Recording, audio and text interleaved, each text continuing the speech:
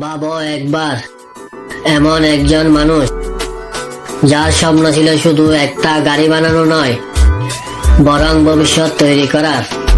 হ্যাঁ, ঠিকই শুনছ, সে শুধু গাড়ি বানায়নি, ভবিষ্যৎও তৈরি করেছে। যে মানুষ বিশ্বাস করেছিল পৃথিবী বদলাবে যদি কেউ নিজের আইডিয়াকে জীবনের চেয়ে বড় করে দেখতে পারে। কিন্তু শুরুটা ছিল শূন্য থেকে। টাকা ছিল না, সমর্থন ছিল না, তবুও থামেনি। একা ব্যর্থতা পার হয়ে, মানুষের হাসি তামাশা সহ করে সে নিজের স্বপ্নের পিছনে দৌড়াতে থেকেছে। এবং আজ সেই ছেলেটা বদলে দিয়েছে পুরো পৃথিবীকে। গাড়ির ভবিষ্যৎ, স্পেস টেকনোলজির ভবিষ্যৎ, আর মানুষের চিন্তার ভবিষ্যৎ। এইটাই প্রমাণ, মহান মানুষের জন্ম হয় না, তারা নিজেদের তৈরি করে শূন্য থেকে একটি বিশ্বাস নিয়ে। ইলন মাস্কের সূচনা ছিল না কোনো স্বপ্নের মতো। ধনী পরিবার নয়, সমর্থনও নয়, বরং ছিল এক অদ্ভুত নীরব যুদ্ধ। সেই ছিল শান্ত স্বভাবের, বেশিরভাগ সময় একা। বন্ধু ছিল না বললেই চলে। লোকজন তাকে বলতো ইন্ট্রোভার্ট, ভিন্ন, অদ্ভুত।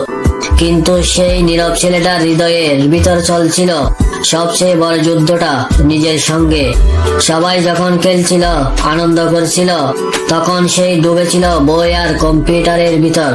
কারণ তখন থেকে সেই বুঝে গিয়েছিল জীবন বদলায় না, বদলে নিতে হয়। 12 বছর বয়সে অনেকের চোখে অদ্ভুত সেই ছেলে নিজেই কোড লিখে একটা ভিডিও গেম বানালো, আর সেটা বিক্রি করে আয় করলো $500। কেউ প্রশংসা করেনি, কেউ বিশ্বাসও করেনি, কিন্তু সেই থামেনি। কারণ সেদিন সে বুঝেছিল যে নিজের উপর বিশ্বাস রাখে তাকে কে থামাবে। কিন্তু সাফল্যের পথটা সহজ ছিল না। ছোট্ট সেই সফলতা তাকে আরো বড় স্বপ্ন দেখালো। স্পেস টেকনোলজি, ইলেকট্রিক কার, ভবিষ্যতের পৃথিবী। কিন্তু বড় স্বপ্ন মানেই বড় জয়।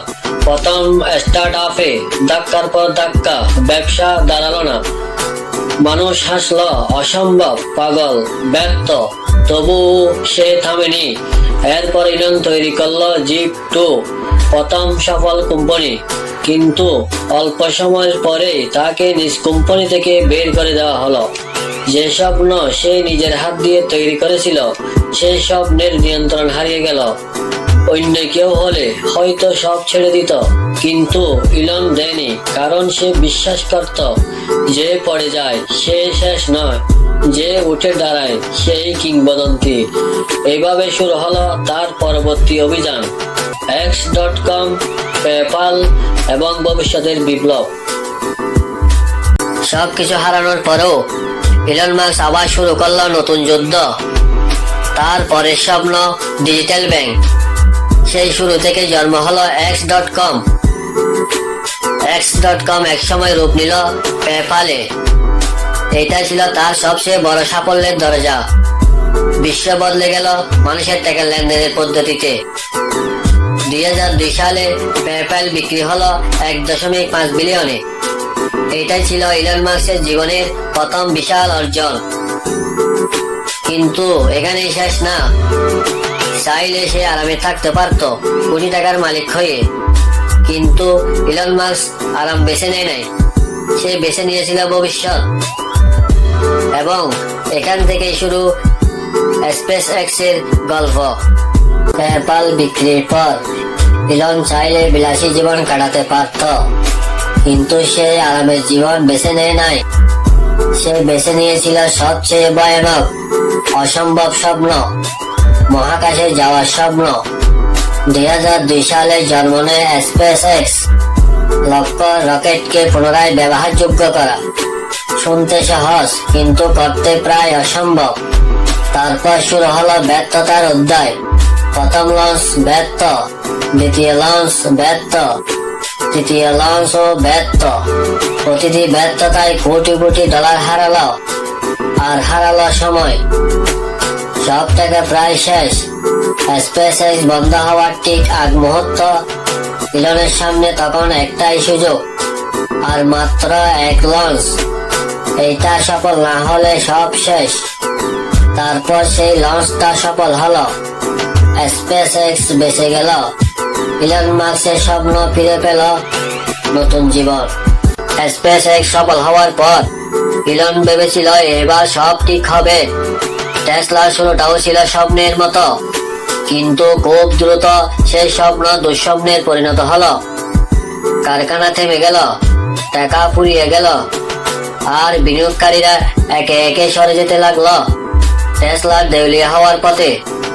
প্রতিদিন যেন শেষ ঘন্টা বেজে ওঠার মতো চাপ। ইলন তখন নিজেই বলেছিল, আমি জীবনে এত কষ্ট কখনো পাইনি।